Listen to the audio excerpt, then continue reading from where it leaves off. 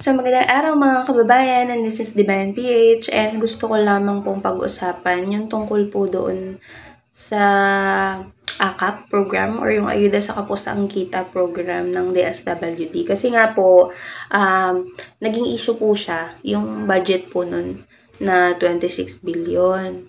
So, sabi po kasi ni Sen. Aimee, hindi niya daw alam na 26 billion yung budget na nakalagay. Parang nagulat na lang sila.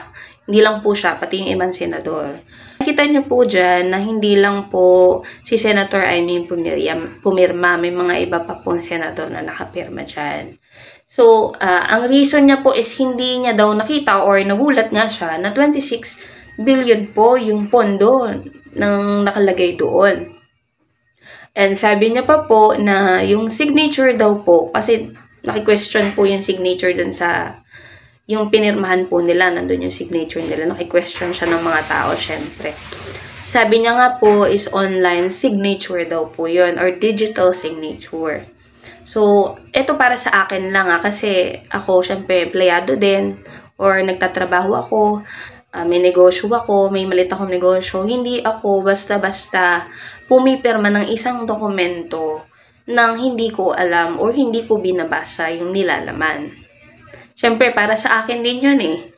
Kasi malay mo ba kung ano na palang nakasulat doon? Ganun din po, sana bilang sila nasa posisyon or bilang senador sila. Na hindi sila basta-basta pipirma kasi pinag-uusapan natin dito is 26 billion na pera ng bayan na gagamitin nga sa AKAP. Yun yung pinag-uusapan natin. So, hindi mo pwedeng i-reason na digital signature siya. Na kesyo hindi mo nabasa na 26 billion yun. Hindi mo pwedeng idahilan yun eh. Dapat as a senator, ginagawa mo yung trabaho mo. Bago ka pumirma, binabasa mo yung nilalaman nito.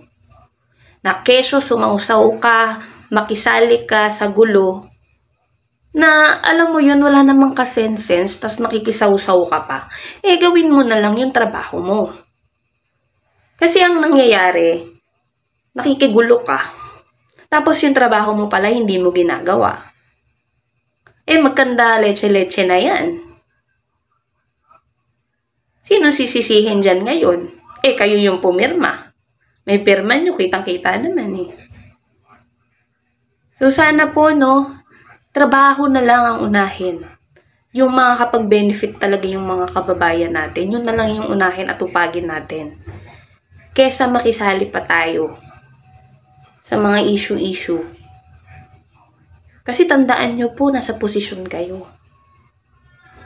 Ang kailangan po ng mga tao, yung paglilingkod nyo para sa mga kababayan natin. Hindi yung komento nyo sa kung ano-ano issue na hindi naman, wala namang silbi. So, yun lamang po. And magandang araw po and maraming salamat.